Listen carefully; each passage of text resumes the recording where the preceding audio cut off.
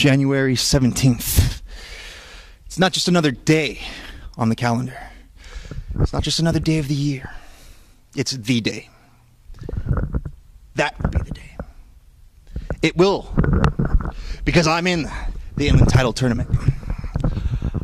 And I'm not just going to be a pushover, a rollover, like I have been in the past. I'm not just going to let this pass me by like it always has before. January 17th, I'm winning it. I'm tired of people asking me over and over, are the A-list going for the tag team titles again? Are the A-list going more than one night only? Right now, my focus is to be the top guy. It's to be the top of the bracket, the number one.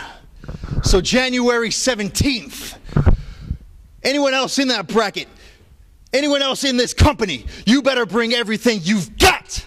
Because anytime I step in this ring, I'm going to win. You can bring heaven, you can bring hell, bring a whole army with you. But make sure you lace your boots up tighter than mine. Because I guarantee you, once you step foot in here with me, you might not even walk out.